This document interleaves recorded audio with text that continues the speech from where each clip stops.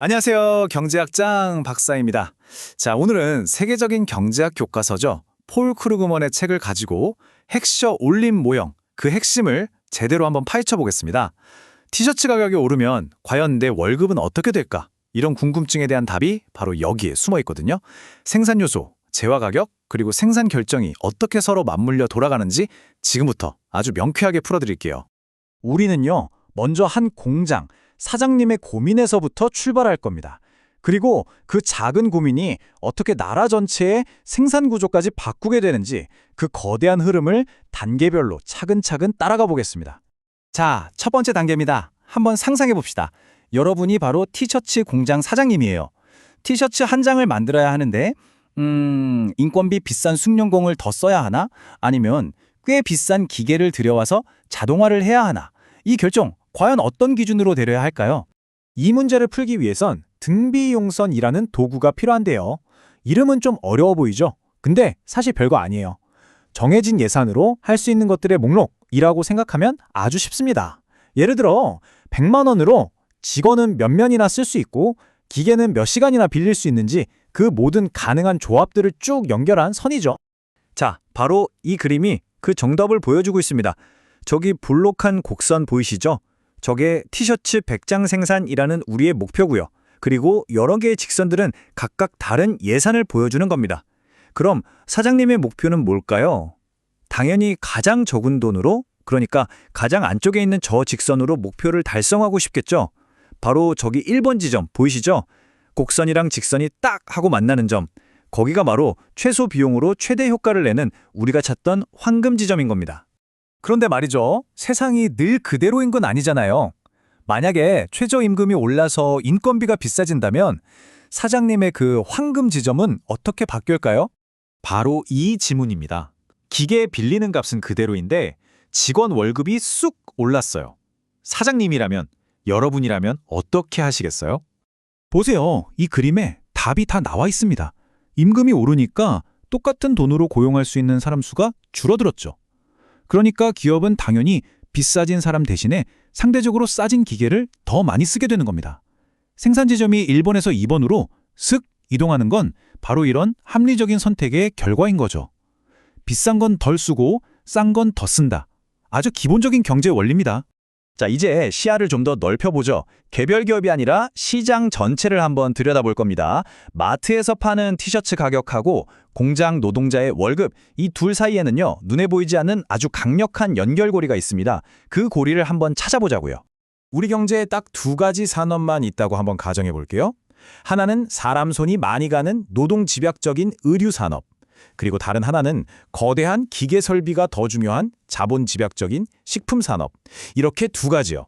이 다이어그램이 바로 모든 퍼즐을 맞춰주는 열쇠입니다. 이게 좀 복잡해 보일 수 있는데 원리는 아주 간단합니다. 저 CC랑 FF, 이걸 그냥 각 산업의 생존선이라고 한번 생각해 보세요. 이 선 위에 있는 점들만이 각 산업이 망하지 않고 이익을 내면서 버틸 수 있는 월급과 기계 임대료의 조합인 겁니다. 두 산업이 모두 생존하려면 당연히 두 선이 만나는 저 지점에서 균형이 이루어져야겠죠? 자, 드디어 하이라이트입니다. 노동 집약적인 재화, 즉 의류의 가격이 오른다면 과연 노동자의 임금에는 어떤 일이 벌어질까요? 결과는 정말 놀랍도록 명확하죠. 의료 가격이 오르니까 의료 회사들이 더 높은 비용을 감당할 여력이 생기잖아요. 그러니까 CC 곡선, 의료 산업의 생존선이 바깥으로 쭉 하고 밀려나가는 거예요. CC2로 말이죠. 그 결과 두 산업이 공존할 수 있는 새로운 균형점은 이전보다 임금이 자본 임대료에 비해 훨씬 더 높아진 지점에서 형성됩니다. 자, 이 저울을 한번 보세요. 이게 바로 핵심입니다. 노동 집약적인 의료 가격이 오르니까 노동자들의 임금이 자본가들의 이익보다 훨씬 더 큰 폭으로 오르면서 저울이 노동자 쪽으로 확 기운 겁니다. 이게 바로 그 유명한 스톨퍼 3위일순 효과라는 건데요. 특정 산업의 제품 가격 상승이 그 산업의 핵심 생산 요소를 가진 사람들에게 불균형적으로 아주 큰 이익을 안겨준다는 거죠. 좋습니다. 이제 임금이 올랐다는 것까지 확인했죠? 그럼 이 변화가 나라 전체의 생산 지도를 어떻게 바꿀까요? 자, 마지막 퍼즐 조각을 맞추러 가보시죠. 이 수식, 와, 보자마자 좀 머리가 아프시죠? 근데 걱정 마세요. 의미는 정말 간단합니다.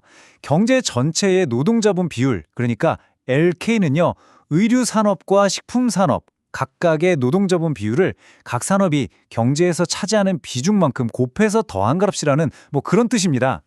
여기서 정말 재미있는, 어떻게 보면 모순 같은 상황이 발생합니다. 임금이 비싸져서 두 산업 모두 노동자를 덜 쓰려고 하잖아요?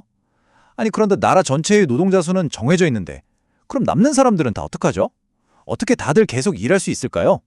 정답은 말이죠. 바로 경제 구조 자체의 대전환에 있습니다.